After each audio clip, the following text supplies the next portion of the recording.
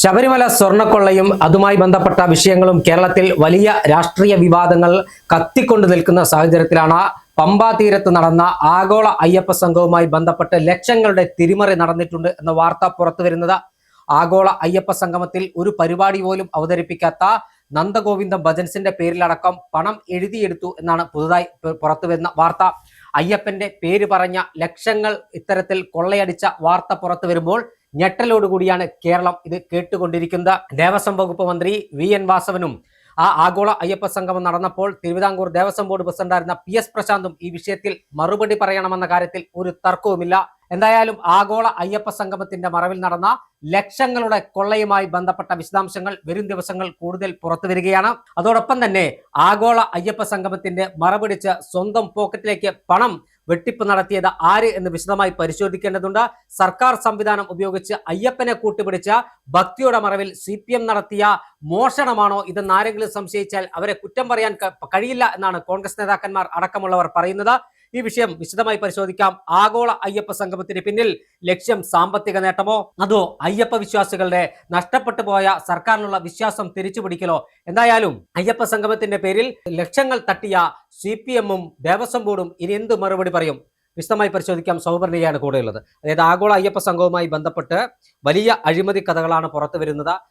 നന്ദഗോവിന്ദം ഭജൻസിന്റെ നടത്താത്ത പരിപാടിയുടെ പേരിൽ 8 ലക്ഷം എഴുതിയെടുത്തു എന്നാണ് റിപ്പോർട്ട് വന്നിരിക്കുന്നത്.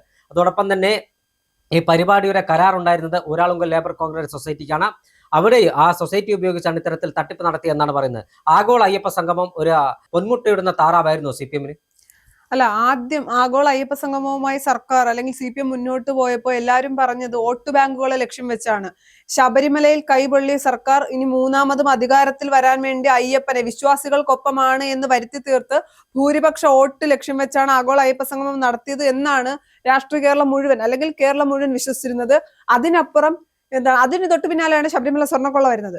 ഇപ്പൊ മനസ്സിലാവുന്നത് ആഗോള അയ്യപ്പ സംഗമം വിശ്വാസികളെയും ഭൂരിപക്ഷത്തെ ഒപ്പം നിർത്തുക എന്നതിനൊക്കെ അപ്പുറം വലിയ രീതിയിൽ ഫണ്ട് തട്ടിക്കുക, അല്ലെങ്കിൽ അയ്യപ്പന്റെ പേരിൽ അല്ലെങ്കിൽ അയ്യപ്പന്റെ ശബരിമലയുടെ വികസനം പറഞ്ഞ് അയ്യപ്പന്റെ പേര് പറഞ്ഞുകൊണ്ട് തങ്ങളുടെ കീശ വീർപ്പിക്കുക എന്ന തരത്തിലാണ് ഈ ആഗോള അയ്യപ്പ സംഗമം നടത്തിയത് എന്നാണ്. കാര്യം നമുക്കറിയാം, കഴിഞ്ഞ ദിവസം ആദ്യം ആഗോള അയ്യപ്പ സംഗമവുമായി സർക്കാർ പോയപ്പോൾ ഹൈക്കോടതി പറഞ്ഞിട്ടുണ്ടായിരുന്നു ദേവസ്വം ബോർഡിന്റെയോ സർക്കാരിന്റെയോ പണം എടുത്തുകൊണ്ട് ഇത്തരം പരിപാടി നടത്താൻ പാടില്ല. അന്ന് പറഞ്ഞത് സ്പോൺസർഷിപ്പ് ആണ്, ഇതൊന്നും സർക്കാരിന്റെയോ ദേവസ്വം ബോർഡിന്റെയോ 1 രൂപ പോലും എടുക്കില്ല എന്ന് പറഞ്ഞെടുത്ത് SIT കഴിഞ്ഞ ദിവസം പറയുന്നു കോടികളോളം രൂപ ബാധ്യത വന്നു ആഗോള അയ്യപ്പ സംഗമത്തിൽ. അതിൽ PS പ്രശാന്ത് പറയുന്ന ന്യായം സ്പോൺസർമാരുടെ പൈസ വരുമ്പോൾ ഇത് ടാലി ആകും എന്നുള്ള തരത്തിലൊക്കെയാണ്. പക്ഷെ അതൊന്നും അംഗീകരിക്കാൻ പറ്റുന്ന കാര്യമല്ല, അത് കള്ളമാണ് എന്ന് വരുന്നു. അത് കഴിഞ്ഞ് നടക്കാത്ത ഭജൻസിന്റെ പരിപാടിക്ക് പൈസ കൊടുത്തതായി പറയുന്നു. ടാക്സി ചെലവും ഡീസൽ ഇതെല്ലാം ലക്ഷങ്ങളോളം രൂപയാണ്. അപ്പൊ ഇത്തരത്തിൽ ആഗോള അയ്യപ്പ സംഗമത്തിന്റെ പേരിൽ സാധാരണക്കാരായ വിശ്വാസികളെ പറ്റിച്ച് CPM-നും സർക്കാരിനും കുറെ പൈസ തട്ടിക്കാൻ കഴിഞ്ഞു. ഇനി കണക്കുകൾ പുറത്തേക്ക് വരുമ്പോൾ ചിലപ്പോൾ ഇതിനേക്കാൾ വലിയ എമൗണ്ടുകളായിരിക്കും ഇവർ പറ്റിച്ചിട്ടുള്ളത്. അപ്പൊ ആഗോള അയ്യപ്പ സംഗമം വിശ്വാസികൾക്കും അയ്യപ്പനും ശബരിമല വികസനം ഒന്നും ആയിരുന്നില്ല ലക്ഷ്യം. സാധാരണക്കാരെ വോട്ടർമാരുടെ വിശ്വാസികളുടെ കണ്ണിൽ പൊടിയിട്ടുകൊണ്ട് CPM-നും സർക്കാരിനും പൈസ തട്ടിക്കുക എന്ന് തന്നെയായിരുന്നു ഉദ്ദേശം. തീർച്ചയായും ആഗോള അയ്യപ്പ സംഗമത്തിലെ പുറത്തു വന്ന ചില കണക്ക് പ്രകാരം മുഖ്യമന്ത്രിക്ക് കട്ടിലും മെത്തയും വാങ്ങാൻ 1,11,365 രൂപയാണ് ചെലവഴിച്ചിരിക്കുന്നത്. ടാക്സി സംവിധാനത്തിന് 10.57 ലക്ഷം രൂപ, അതായത് 10,57,000 രൂപ. ഡീസലിന് മാത്രം 7,44,000 രൂപ. ഇത് മുഖ്യമന്ത്രി 1,11,365 രൂപയുടെ എന്ത് കട്ടിലിലും കിടക്കയിലുമാണ് കിടന്നതെന്നെ മറുപടി പറയേണ്ടത് സംസ്ഥാന സർക്കാരാണ് എന്ന കാര്യത്തിൽ ഒരു തർക്കവുമില്ല. അതോടൊപ്പം തന്നെ തിരുവിതാംകൂർ ദേവസ്വം ബോർഡിനും ഈ വിഷയത്തിൽ കൈകഴുകാൻ പറ്റില്ല. കേരളം കണ്ട മറ്റൊരു ക്ഷേത്ര കുംഭകോണമാണ് ശബരിമല സ്വർണ്ണക്കൊള്ള. ആ ക്ഷേത്ര കുംഭകോണത്തിന് അകമ്പടിയായിട്ടാണ് ശബരിമല അയ്യപ്പന്റെ പേരിൽ ഇത്തരത്തിൽ ധൂർത്ത് നടത്തിയത് എന്ന കാര്യത്തിൽ തർക്കമില്ല. എന്തായാലും ഇത് വരും ദിവസങ്ങളിൽ കേരളത്തിൽ വലിയ ചർച്ചയാകുമെന്ന് ഉറപ്പാണ്. അയ്യപ്പന്റെ പേര് പറഞ്ഞ സ്വർണം മോഷ്ടിച്ച അതേ ആളുകൾ അയ്യപ്പന്റെ പേര് പറഞ്ഞ് പമ്പാ തീരത്ത് സംഗമം നടത്തി അതിൽ നിന്ന് ഇത്ര വലിയ തുക എഴുതിയെടുത്ത് എന്ന് പറയുമ്പോൾ അത് കേരളത്തിലെ കേരളത്തിലെ മാത്രമല്ല രാജ്യത്തെ കോടിക്കണക്കിനായ അയ്യപ്പ വിശ്വാസികളെ അല്ലെങ്കിൽ അയ്യപ്പ ഭക്തരെ പറ്റിക്കുന്നതിനും അവരെ കബളിപ്പിക്കുന്നതിനും തുല്യമാണ്. എന്തായാലും ഈ വിഷയത്തിൽ മറുപടി പറയേണ്ടത് സംസ്ഥാന സർക്കാരാണ്. സംസ്ഥാന സർക്കാരിനെ സംബന്ധിച്ചിടത്തോളം ഇതിൽ എന്തു മറുപടി പറയും എന്നാണ് ഇനി നമുക്ക് കാത്തിരുന്ന് കാണാനുള്ളത്. കാരണം ആഗോള അയ്യപ്പ സംഗമം മാത്രമല്ല, ആഗോള അയ്യപ്പ സംഗമത്തിന്റെ നടത്തുന്ന അതേ സമയത്താണ് ശബരിമല സ്വർണ്ണക്കൊള്ളയുമായി ബന്ധപ്പെട്ട ചില വിശദാംശങ്ങൾ പുറത്തു വരുന്നത്. അന്ന് തിരുവിതാംകൂർ ദേവസ്വം ബോർഡ് പ്രസിഡന്റായിരുന്ന PS പ്രശാന്ത് പറഞ്ഞത് ഇത് അന്വേഷിക്കേണ്ട സാഹചര്യമൊന്നുമില്ല എന്നാണ്.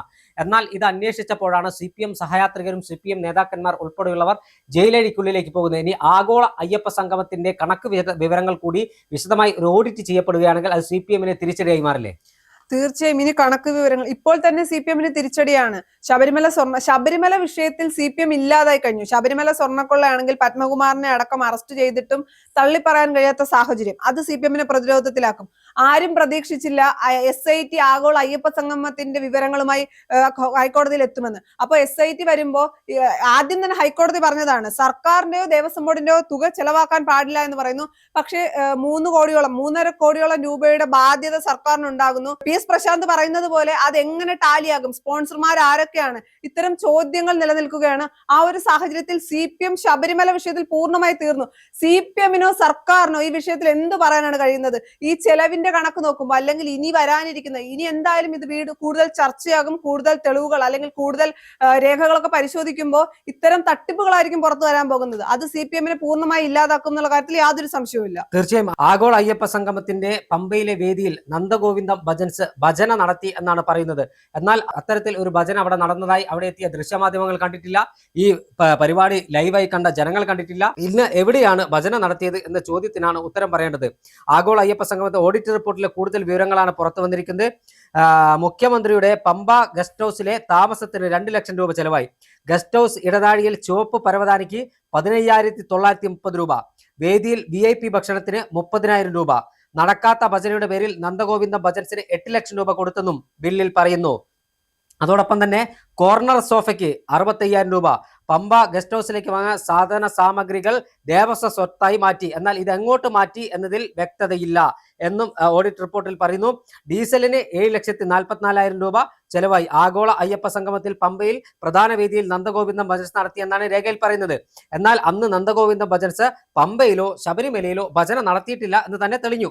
അന്ന് നടന്നത് ഭക്തിഗാന സദസ്സായിരുന്നു. പ്രധാന വേദിയിൽ ഭക്തിഗാന സദസ്സ് അവതരിപ്പിച്ചത് ഗായകൻ ഇഷാൻ ദേവും സംഘവുമായിരുന്നു. ഈ പരിപാടി അടക്കം കലാപരിപാടിക്ക് വകയിരുത്തിയത് 2 ലക്ഷം രൂപയാണ്. ഈ ഗായക സംഘത്തിന് പണം കൊടുത്ത ബില്ല് ഓഡിറ്റിന് സമർപ്പിച്ചിട്ടില്ല. വിജയ് യേശുദാസ്, വീരമണി തുടങ്ങിയവരുടെ പാട്ട് പരിപാടിയുടെ കണക്കിലല്ല. അയ്യപ്പ സംഗമ ദിവസം വൈകിട്ടാണ് ഈ ഗായകർ അയ്യപ്പ ഗാനമേള അവതരിപ്പിച്ചത്. അവർക്ക് പണം നൽകിയതിന്റെ കണക്കില്ല.